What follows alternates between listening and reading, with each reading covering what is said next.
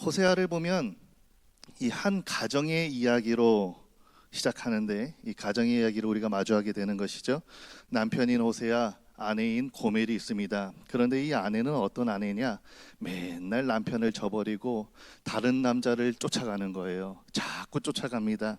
단순한 실수가 아니라 반복된 배신, 아니요, 일시적인 흔들림이 아니라 의도적이고 너무나 그 마음에 쫓아가는 바람핌, 이것이 바로 이 고멜이라고 하는 여인의 모습인 것이죠. 그럼에도 불구하고 남편인 호세아는 자꾸 찾아가서 데려오고 용서하고 사랑한다 말해주고 그렇게 이 관계를 회복하려고 애씁니다. 이 이야기가 보여주는 것은 바알과 영적 간음에 빠진 이 이스라엘과 끊임없이 붙드시는 하나님의 사랑에 대한 스토리를 담고 있는 것이죠. 하나님이 이스라엘 백성들을 출애굽의 은혜로 건져내시고 시내 산에서 언약을 맺으신 다음에 가나안 땅을 기업으로 허락하셨습니다. 그런데 이스라엘이 이런 하나님의 은혜와 사랑에 대해서 처음에는 감격하고 찬양하고 감사를 올려드렸지만, 시간이 지나면서 그 풍요로운 가나안에서의 삶이 익숙해지면서 그 감사는 온데간데 없어져 버리고 하나님을 멀리 떠나 바알을 섬기기 시작했습니다. 이 바알이라고 하는 존재가 어떤 존재입니까? 이 가나안 지역의 풍요의 신이라고 일컬어지고 비를 내린다라고 얘기를 하고 곡식을 풍성하게 한다라고 얘기를 하니까, 지금 이스라엘 백성들은 나의 삶의 풍요, 안전, 행복들을 위하여서, 유익들을 위하여서 하나님을 버리고 바알 신을 선택하고 섬기고 따랐다라는 것입니다. 이 호세아서를 묵상하는 가운데에 문득 이런 생각이 들었습니다. 우리 호세아서 1장 말씀 한번 보여주십시오. 다 같이 읽겠습니다. 시작. 여호와께서 처음 호세아에게 말씀하실 때 여호와께서 호세아에게 이르시되 너는 가서 음란한 여자를 맞이하여 음란한 자식들을 낳으라. 이 나라가 여호와를 떠나 크게 음란함이라 하시니, 이에 가서 디블라딤의 딸 고멜을 맞이하였더니 고멜이 임신하여 아들을 낳으매. 이스라엘 백성이 어떻고 하나님의 사랑이 이렇다, 뭐 이런 것들을 얘기하기 위하여서 호세아에게 음란한 여인과 결혼하라 하시고, 또한 그 음란한 여인을 통하여 음란한 자식들을 낳으라고 하시는데, 저는 이런 생각이 드는 겁니다. 아, 이거 너무 심하신 거 아닌가? 너무 잔인하신 거 아닌가? 한 사람의 인생을 완전히 갈아 넣어서 버리는 것이 맞는가? 한번 질문해 보십시오. 여러분들이 호세아라면 이 하나님의 말씀을 따르실 수 있겠습니까? 없겠습니까? 나는 따를 것이다. 손. 따를 수 없다. 손. 뭐 반응들이 없으세요. 저는 목사이지만 따를 수 없습니다. 따르기가 너무 힘든 내용인 것이죠. 근데 호세아 반응 한번 보세요. 이 PPT 다시 한번 보십시오. 그 하나님의 말씀이 임한 다음에 뭐래요? 음란함이니라 하시니 이에 그가 가서 고멜을 맞이하고 고멜이 임신하여 아들을 낳았다. 하나님의 말씀, 정말 순종하기 어려운 말씀인데 그 말씀을 듣자마자 이에 가서 결혼하였고 이에 가서 아이를 낳았다라는 겁니다. 미친 거죠. 제가 이 호세아서를 이렇게 묵상하다가 아내에게 이런 질문을 했습니다. 이 호세아서를 듣고 읽으면서 호세아 선지자 불쌍하다고 생각해 본 적 없어? 이러니까 아내가 뭐라 그러냐면 한 번도 없다라는 거예요. 한 번도 불쌍하다고 생각해 본 적이 없대요. 그래가지고 제가 성경을 읽을 때 이입을 좀 하면서 읽을 수 있어야지 그런 식으로 읽으면 안 된다, 이렇게 얘기를 하면서, 아, 나는 호세아 같이 살 수 없다. 하나님이 내게 그런 명령을 하시면 나는 절대 호세아처럼 할 수 없다라고 얘기를 했습니다. 근데 그 말을 들은 아내가 뭐라 그러냐면, 그렇지, 김현우 사전에 그런 일은 있을 수가 없지. 지옥불에 떨어졌으면 떨어졌지 절대 그런 일은 할 수가 없지, 이러는 거예요. 이거 너무 말넘심 아니에요? 말넘심? 네, 이 단어를 모르시는 어르신들을 위해서 말씀드립니다. 말넘심이라고 하는 것은 말을 너무 심하게 한다라는 말입니다. 아니, 지옥불을 왜 운운하냐고요? 근데 하나님이 만약에 결혼하지 않으면 지옥 간다, 결혼해야죠. 뭐 어떻게 해요? 지옥 가는 것보다는 나으니까 결혼해야죠. 그런데 참으로 이것이 순종할 수가 없는 어려운 명령입니다. 그런데 계속해서 이 호세아서를 묵상하는 가운데 하나님이 어떤 말씀을 제게 들려주시냐면, 야 현우야, 야 김 목사야, 네가 뭔데 건방지게 지금 호세아가 돼가지고 결혼하니 많이 하고 앉아있니? 너는 지금 이 스토리에서 호세아가 아니라 너는 고멜이다라고 얘기를 하시는 겁니다. 나는 어느 정도 이게 목회자이니까 당연히 선지자에 대입하는 것이, 내가 그리고 하나님이 만약에 그런 사명을 주시면 순종할 수 있을까 순종할 수 없을까라고 이런 단계를 고민하기 시작했는데, 하나님은 더 나아가서 너는 그 정도 고민의 단계의 수준까지 있지도 않고 너는 영적 고멜이라고 얘기를 저한테 하시는 거예요. 한 방을 크게 얻어맞았죠. 오늘 우리가 읽은 본문은 바로 그런 배경 가운데 이어지고 있습니다. 그래서 더 충격적입니다. 여전히 문제투성이인 백성들을 향하여서, 여전히 하나님보다 바알을 사랑하는 그 백성들을 향하여서, 여전히 이 세상을 살아가면서 하나님보다 사랑하는 것이 너무 많아 마음이 갈기갈기 찢어져 나뉘어져 있는 저와 여러분들을 향하여서 하나님이 말씀을 하고 계신다라는 것입니다. 그리고 이 본문은 한 가지 질문으로 요약될 수 있는데, 그 질문은 무엇인가? 하나님은 그런 이스라엘이라도 어떻게 사랑하셨는가?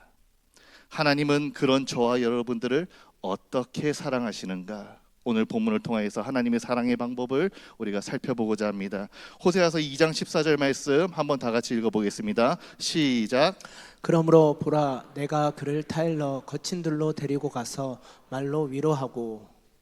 하나님의 사랑의 방법, 첫 번째는 광야로 데려가시는 겁니다. 왜 광야로 데려가시죠? 광야란 어떤 곳입니까? 이 광야는요, 출애굽한 이스라엘이 하나님만 바라본 장소였습니다. 하나님만 의지한 장소였습니다. 하나님 없이는 단 하루도 살 수 없었던 곳이 이 바로 광야라고 하는 곳입니다. 그런데 가나안은 어떤 곳이죠? 곡식도 있습니다. 땅도 있습니다. 나름대로 안전이 보장됩니다. 그런데 이 가나안의 풍요 속에서는 하나님 없이도 살아갈 수 있을 것처럼 느꼈지만, 반면에 광야는 다른 것이죠. 오늘 하나님이 만나를 주시지 않으면 굶어 죽는 것이고, 오늘 하나님이 반석을 터뜨려서 물을 주지 않으면 목말라 죽는 것이고, 하나님이 없이면 단 하루도 살 수 없는 그 광야라는 곳.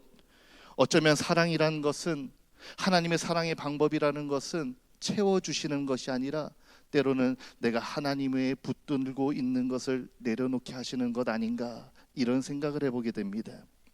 관계를 다시 시작하기 위한 사랑의 선택이 바로 광야로 데려가시는 그 방법이었다라는 겁니다. 우리는 흔히 광야로 자꾸 데려가시면, 우리 삶 가운데 광야 같은 순간을 만나면, 아, 내가 잘못했나? 내가 벌을 받았나? 아, 이건 징계인가? 힘듦, 고난, 이런 걸로 생각을 하기 쉽지만, 하나님이 우리를 광야로 데려가는 것은 그것은 징계나 벌이 아니라 관계를 회복하기 위한 사랑의 방법이라고 하는 것이지.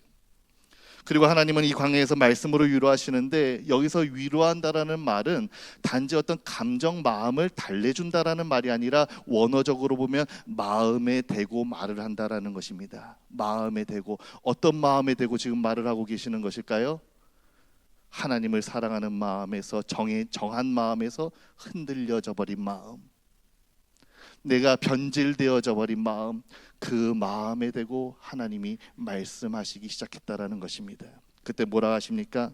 현우야, 광야에서 기억나니? 물론 그 광야의 생활이 힘들었겠지만 그때 너는 나만 바라봤단다. 그때 너는 나만 의지했단다. 그때 우리 광야를 함께 동행하면서 함께 사랑을 나누었던 그때를 기억하니? 그 과거의 광야의 은혜, 과거의 광야의 사랑, 하나님과 풍성한 영적 교제를 나누었던 그때를 하나님이 속삭여 주시면서 그 변해버리고 흔들려진 마음에 대고 외치시면서 그때로 다시 돌아가자 말씀을 하셨다라는 것입니다. 광야라고 하는 것은 과거의 사랑을 기억하게 하는 자리이자 이미도 베푸신 하나님의 은혜를 기억하는 자리이고 첫 사랑을 회복하는 자리였다라는 것입니다. 사랑하는 성도 여러분, 하나님께서 우리를 때때로 거친 들 광야로 인도하실 때가 있습니다. 그때에 세상에 귀 기울여 귀가 먹어버린 우리의 귀에 대고 말씀하시는 것이 아니라 우리의 마음 가장 깊은 곳, 하나님이 그 사랑의 음성을 들려주실 때에 그 음성을 듣고 돌이키실 수 있는 저와 여러분 다 될 수 있기를 주님의 이름으로 축복합니다. 두 번째로 15절 말씀 다 같이 한번 읽어보겠습니다. 15절입니다. 시작. 거기서 비로소 그의 포도원을 그에게 주고 악을 골짜기로 소망의 문을 삼아 주리니. 하나님은 어떤 열매도 어떤 소산도 기대할 수 없는 거친들 그 광야에서 포도원을 주시면서 악을 골짜기로 소망의 문을 삼아 주신다라고 말씀을 하고 있습니다. 이 아골이라고 하는 데가 어디입니까? 이 여호수아 7장 말씀을 보면 이 아이성 전투에서 패배를 하게 되는데 그 이유가 이 아간 한 사람이 범죄함으로, 그 범죄함이라는 것은 무엇입니까? 하나님이 분명히 이 아이성 전투를 하면서 모든 것들을 진멸하라 하셨는데 취하지 말아야 할 것을 취하고 감추었던 그 죄가 드러나면서 그 이스라엘이 패배를 하게 되는, 이스라엘 역사에 있어서 감추고 싶은 역사, 이스라엘에게 있어서 감추고 싶은 수치, 그것이 바로 이 아골이라고 하는 것입니다. 그렇다면 여기서 아골을 왜 얘기를 하고 있는 것일까? 이 아골이라는 이름 자체가 고통과 환난을 뜻하는데 하나님은 그러한 아골 골짜기와 같은 실패와 절망의 자리를 어떻게 바꾸신다고요? 오늘 말씀 보니까 소망으로 바꿔주신다고요. 소망으로. 우리는 보통 수치스럽고 부끄러운 과거가 있으면 어떻게 행동하죠? 그를 숨기려고 합니다. 그를 없애하고 싶어 합니다. 아니면은 거기에 매여 가지고 앞으로 나아가지 못하고 여전히 그 자리에 매여서 묶여서 나 스스로를 내가 그런 놈이지, 내가 그랬었지 정죄하면서 나에게 화살을 쏘면서 앞으로 나아가지 못하고 무너진 그 상태로 여전히 머물고 있을 수도 있습니다. 이 말은 어쩌면 틀린 말은 아니죠. 나는 이미 실패했다, 나는 틀렸다, 내가 무슨 염치로 하나님께 나아갈 수 있어, 완전히 틀린 말은 아닙니다. 왜냐하면 어떤 한편으로 나의 죄에 대해서 자각을 하고 인식을 하고 있다는 증거니까 완전히 틀린 말은 아닌 것이죠. 그러나 이 하나님은 뭐라고 얘기를 하세요? 아골은 끝이 아니라 소망의 문이라고 얘기를 합니다. 문은 뭐예요? 막다른 골목이 아니라는 말입니다. 출입구이자 통과하는 지점이라고 하나님은 말씀을 하고 있는 거예요.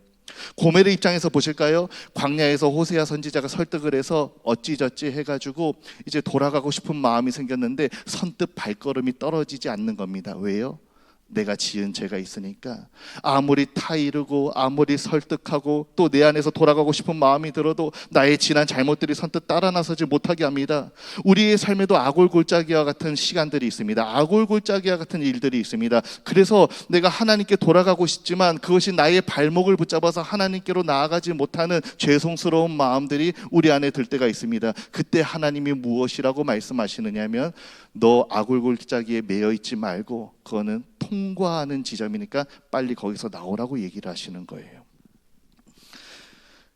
문이란 끝이 아니라 통과하는 것이라고 말씀드렸습니다. 하나님은 오히려 그 실패, 좌절, 그 아골골짜기를 통로로 사용하신다는 것이죠. 드러난 죄의 자리 그냥 덮어두고 끝내는 것이 아니라 그 죄를 드러내시지만 그 죄를 드러낸 자리가 은혜로 바꾸고 소망으로 바뀌게 하시는 하나님의 역사가 있다는 것입니다.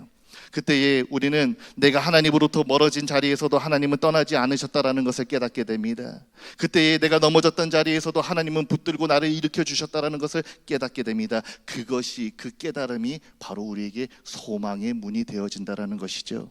사랑하는 성도 여러분, 내 삶에 죄된 것이 너무 많아 하나님 앞에 나아가기가 송구하고 염치 없고 죄송스러운 마음이 있습니까? 그 마음이면 됩니다. 제가 생각하기에 그런 죄된 겸손한 마음이 있으면 하나님 앞에 나아갈 준비가 되었다라는 것입니다. 이 밤에 하나님으로부터 멀어졌다 생각하시는 분들, 이런 나도 하나님께서 과연 받아주실까 의심이 드는 분들, 오늘 그 하나님의 사랑, 그 소망에 근거하여 하나님 앞에 나아가는 담대함이 우리 가운데 충만할 수 있기를 주님의 이름으로 축복합니다. 그 다음에 하나님의 세 번째 방법입니다. 16절 말씀 다 같이 읽어보겠습니다. 16절입니다. 시작. 여호와께서 이르시되 그 날에 내가 나를 내 남편이라 일컫고 다시는 내 바알이라 일컫지 아니하리라. 네, 세 번째 방법은 관계를 회복시켜 주시는 것입니다. 하나님은 이스라엘이 관계 회복을 위해 자격을 갖추었는지, 얼마나 회개했는지, 얼마나 깨끗해졌는지, 얼마나 반성했는지를 묻지 않으십니다. 오히려 먼저 말씀하십니다. 네가 나를 남편이라 부르게 될 것이다.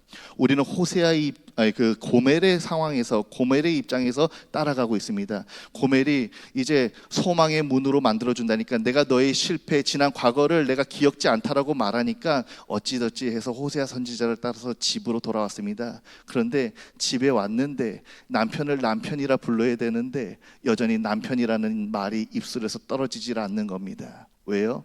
내가 한 짓이 있어서. 어찌 이 이스라엘이 바알과 영적 간음을 했는데 하나님을 다시 하나님 아버지라 부를 수 있겠습니까? 남편이라 부를 수 있겠습니까? 자격 없음, 이 자격에 대한 마음이 우리 안에 들게 되는 것이죠. 그런데 하나님이 먼저 그 이름을 허락하십니다. 다시 그렇게 부르라. 이것이 바로 회복인 것이죠. 너는 여전히 나의 아내요, 나는 여전히 너의 남편이다. 이렇게 호칭을 정리해 주시면서 완전한 회복의 자리로 하나님이 이끌어주고 계신다라는 것입니다. 이것은 단순한 관계의 복원이 아니라 신분의 회복입니다. 하나님과 단절된 존재, 단절된 관계 속에 있었지만 그 관계, 그 존재로 방치하지 않으시고 다시 온전히 회복시키시는 하나님의 사랑을 이 지점에서 발견할 수 있는 것이죠. 우리는 여전히 하나님 앞에 나아갈 때에 내가 무슨 자격으로, 여전히 우리는 이러한 염려와 생각 가운데 있지만 우리가 우리 스스로 자격을 따질 때 하나님은 관계를 선언하시고 계신다라는 것이죠. 우리가 멀어졌다고 느낄 때 하나님은 먼저 부를 수 있는 이름을 회복시키십니다. 이것이 바로 하나님의 사랑의 방법입니다. 누가복음 15장 말씀을 보면 이 탕자의 비유가 있는데, 이 아들이 아버지를 떠나서 허랑방탕하게 살다가 이제 아버지의 집에 돌아가고 싶다. 근데 돌아가고 싶은데 발걸음이 떨어지질 않는 겁니다. 그런데 다시 마음을 먹고 그래도 나 아버지께 돌아가야지. 아들로 다시 받아달라고 하는 건 염치는 없고 종이라도 되면 만족하겠다. 종이라도 받아줬으면 좋겠다. 이런 마음으로 발걸음을 옮기고 있습니다. 집이 도착할 즈음에 저기 멀리서 뛰어나오는 한 사람이 보입니다. 누구입니까? 아버지입니다.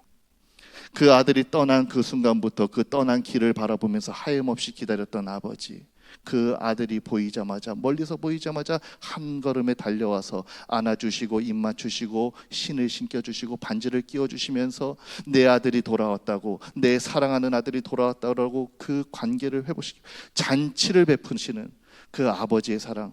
오늘 이 호세아서에서 이 여인을 회복시키고 이 남편으로 부르라고 이 호칭을 회복시키는 하나님의 사랑이 바로 그런 사랑입니다.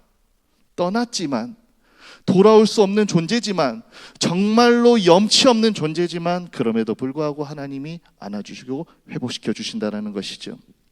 오늘 우리를 향한 하나님의 사랑이 이런 것입니다. 내가 지난 삶을 살아오면서 얼마나 죄를 지었는가, 내가 오늘 다시 하나님 앞에 나아갈 수 있을까, 우리는 이런 염려, 이런 생각을 합니다. 내가 하나님을 아버지라 부를 수 있는 자격이나 될까, 이런 생각이 우리를 지배적으로 덮고 있습니다. 그러나 그러한 염려 가운데에, 그러한 생각이 나를 매몰시키고 있는 가운데에서도 하나님은 여전히 나를 사랑하시고 나의 사랑하는 아들이라, 나의 사랑하는 딸이라 불러주신다라는 것입니다. 사랑하는 성도 여러분, 오늘 이 밤에 그 나를 하나님의 아들, 사랑하는 아들이라고, 사랑하는 딸이라고 불러주시는 그 아버지의 너른 품에 안기어 그 온전한 회복을 경험하실 수 있기를 주님의 이름으로 축복합니다. 우리 그 다음 네 번째 방법입니다. 18절 말씀 다 같이 한번 읽어봅니다. 시작. 그날에는 내가 그들을 위하여 들짐승과 공중의 새와 땅의 곤충과 더불어 언약을 맺으며 또 이 땅에서 활과 칼을 꺾어 전쟁을 없이 하고 그들로 평안히 눕게 하리라. 사랑은 말로만 유지되는 것이 아닙니다. 입만 가지고 사랑하는 사람이 있습니다. 그런데 사랑은 행동하는 것이죠. 하나님 뭐라 하십니까? 그 고멜을 호세아가 데려온 다음에 그냥 내가 너를 사랑한다, 남편이라 부르라, 그냥 말로만 끝내는 것이 아니라 내가 너를 끝까지 보호하고 책임지겠다라고 하는 것이죠. 남편의 의무가 무엇입니까? 아내를 사랑하고 지키고 보호하는 것입니다. 아버지의 의무가 무엇입니까? 가정을, 자녀를 지키고 보호하는 것입니다. 오늘 이 관계를 다시 회복시키셨을 때는 그 관계에 맞게 하나님이 성실하게 책임을 다해 이행하시겠다라고 약속을 해주고 계신다라는 것이죠. 오늘 내가 그렇게 책임지겠다. 이스라엘은 늘 불안 가운데 살았습니다. 염려 가운데 살았습니다. 그래서 바알을 붙들었습니다. 그런데 하나님이 여기서 말씀하시는 것은 그 바알이 너를 지키는 것이 아니라, 그 바알이 너를 채워주는 것이 아니라, 그 바알이 너를 보호하는 것이 아니라 내가 너를 보호하겠다, 내가 너를 지키겠다, 내가 너에게 공급하겠다, 이것을 말씀하고 계신다라는 것입니다. 그래서 너희의 외적인 환경들이 이 관계를 깨뜨릴 수 없을 거야. 외적인 환경들이, 이 세상의 풍파가 아무리 심하다 할지라도, 유혹이 너무 거세다 할지라도 우리의 관계를 절대 흔들어 놓을 수 없어. 다시 한번 하나님이 그 사랑을, 관계를 확인시켜 주고 계신다라는 것이죠. 그런데 고멜은 여전히 불안합니다. 그렇게 사랑으로 내가 이 자리에 돌아왔고 아내의 위치를 회복했고 어머니의 위치를 회복했고 여전히 가정에 돌아왔지만 불안한 거예요. 왜요? 이 사람은요, 역시 이 죄를 지으면 그 죄에서 벗어나기라는 것은 쉽지 않습니다. 계속해서 불안한 겁니다. 이 호세아가 지금은 약속을 하고 있지만, 이 호세아가 지금은 나를 지켜준다라고 얘기를 하고 있지만, 지금은 나를 사랑한다고 하고 있지만, 또 내가 조금이라도 실수하면 나를 버리지 않을까? 조금이라도 실수하면 내가 이 집에서 다시 쫓겨나지 않을까? 그런 염려가 왜 없었겠습니까? 그래서 오늘 19절에서 20절 말씀에 하나님이 다시 한번 이렇게 얘기를 하시는 겁니다. 우리 다 같이 한번 읽어보겠습니다. 시작. 내가 내게 장가들어 영원히 살되 공의와 정의와 은총과 긍휼이 여김으로 내게 장가들며 진실함으로 내게 장가들리니 내가 여호와를 알리라. 네, 장가들겠다는 말, 그러니까 다시 말하면 내가 너를 사랑하겠다는 말, 영원히 사랑한다라는 이것을 3번이나 얘기를 하고 있습니다. 네가 여기 돌아와서 조그만 잘못을 한다 해도 염려하지 마. 네가 또 나간다 해도 나 너 찾아갈 거야. 내가 너를 사랑할 거야. 내가 너를 사랑할 거야. 나의 이 사랑은 영원히 변하지 않는 사랑이야. 여기 이 사랑이라고 하는 것은 조건부 사랑을 얘기하는 것이 아닙니다. 네가 이제는 바람피지 않으면 내가 널 사랑할게. 이제는 남편으로서 내가 명령하면, 아내로서 내 말에 순종하면 내가 너를 사랑할게. 네가 자녀들을 잘 돌보면 내가 사랑할게. 이런 조건부 사랑을 얘기하는 것이 아니라 네가 어떻게 하든지 상관없이 내가 너를 사랑한다라고 얘기를 하는데, 그것에 대한 근거로 뭐를 얘기하십니까? 의와 공평과 은총과 긍휼, 진실함, 하나님의 성품을 근거로 얘기를 하고 있습니다. 사람의 사랑은 언제나 조건적이고 환경적입니다. 요즘에 부부간의 사랑이 뭐 영원합니까? 부모 자녀 간의 사랑이 영원합니까? 조그마한 문제 하나에, 갈등 하나에, 감정 상함 하나에, 돈 때문에 벌어지고 멀어지고 깨어지는 것이 이 가정들의 상황인데, 근데 하나님의 사랑은 변치 않는다라는 거예요. 너 염려하지 마. 끝까지 내가 널 찾아갈게. 끝까지 너를 사랑할게. 내가 너에게 영원히 장가들게. 영원히 사랑하신다라는 이 말을 듣고 이 고멜의 반응이 어떻습니까? 그 결과가 무엇입니까? 광야를 지나고 아고를 통과하고 호칭이 회복되고 보호를 경험하고 그 영원한 사랑의 고백을 들은 다음에 네가 여호와를 알리라. 아, 제가 이제 당신의 사랑을 진실로 느낍니다. 당신이 나를 붙드시고 포기하지 않는다라는 그것을 내가 믿습니다. 내가 이제 하나님을 알겠습니다. 하나님의 사랑을 알겠습니다. 이 고백이 터져 나오는 것이잖아요. 우리가 자격을 의심해도 하나님은 사랑을 선언하십니다. 우리가 흔들려도 하나님은 흔들리지 않으십니다. 하나님은 나를 끝까지 붙드시는 하나님이라는 것을 우리는 확신하게 된다는 것이죠. 내가 영원히 사랑하리라, 내가 내게 영원히 장가들리라, 이 말씀이 곧 우리에게 소망 그 자체가 되는 것입니다. 오늘 이 호세아서의 말씀을 보면서 저는 마지막으로 한 가지 접속사, 전치사에 좀 주목을 해보고 싶습니다. 우리 14절 말씀을 다 같이 한번 또 보시면 한번 읽어보겠습니다. 밑에 14절입니다. 시작. 그러므로 보라, 내가 그를 타일러 거친 들로 데리고 가서 말로 위로하고. 여기에 이제 본문이 시작될 때에, 우리가 읽은 본문이 시작될 때에 그러므로라고 하는 인과 접속사가 있습니다. 이 말은 무엇이냐면, 그렇기 때문에, 따라서 앞의 내용이 원인이 되고 뒤의 내용이 결과가 되는 이 접속사입니다. 근데 이 우리가 읽지는 않았지만 14절 이전에 2장의 내용을 보면 어떤 내용이 있느냐면요, 배신이 있었고 우상 숭배가 있었고 은혜를 잊어버린 역사가 있었습니다. 그러니까 문제는 앞의 내용이 사랑받을 내용이 아니라 사랑받지 못할 이유들이 나열되어 있다라고 하는 것이죠. 상식적으로라면 그러므로 다음에 어떤 내용이 나와야 됩니까? 그러므로 내가 이제 너를 심판하겠다. 그러므로 이제 내가 너를 버리겠다. 그러므로 이제 내가 너를 포기하겠다. 이런 말이 나와야 논리적으로 맞는 얘기입니다. 그런데 뭐라고 얘기를 해요? 그러므로 내가 그를 타일러 거친 들로 데려가 말로 위로하고 아골골짜기를 소망의 문으로 삼고 내 남편이라 부르게 하시고, 이런 사랑의 내용들이 나오고 있다라고 하는 것이죠. 너희가 멀어졌기 때문에 내가 광야로 데려가겠다. 너희가 실패했기 때문에 내가 아골의 문을 만들겠다. 너희가 자격을 잃었기 때문에 내가 다시 남편이라 부르게 하겠다. 우리는 그럼에도 불구하고 날 사랑하시는 하나님의 사랑에 대해서 많이 찬양을 하는데, 그럼에도 불구하고는 죄가 있음에도 불구하고 그 죄를 무시하시고 죄를 신경 쓰지 않으시고 사랑하시는 하나님의 사랑을 말한다면, 어쩌면 이 오늘 그러므로 사랑하신다라고 하는 것은 그럼에도 불구하고보다 더 깊은 차원입니다. 죄가 원인이어서 우리가 죄인이기 때문에 사랑하신다라는 하나님의 사랑, 세상의 논리로서는 설명할 수 없는 그 하나님의 사랑이 오늘 저와 여러분들 가운데에 임하여져 있다라고 하는 것이죠. 사랑하는 성도 여러분, 혹시 지금 내 삶에 아굴골짜기에 서 있으십니까? 혹시 광야와 같은 시간을 지나고 계십니까? 혹시 하나님을 하나님이라 아버지라 부르기조차 어려운 자리에 계십니까? 그 자리에서 하나님이 말씀하십니다. 네 실패가 끝이 아니다. 네 수치가 결론이 아니다. 너의 배신이, 너의 세상을 사랑함이 거기서 멈춰지는 것이 아니다. 그러므로 내가 너를 다시 사랑하겠다. 그러므로 내가 너를 다시 붙들겠다. 그러므로 내가 너를 다시 내 것으로 삼겠다. 이것이 무엇입니까? 바로 복음입니다.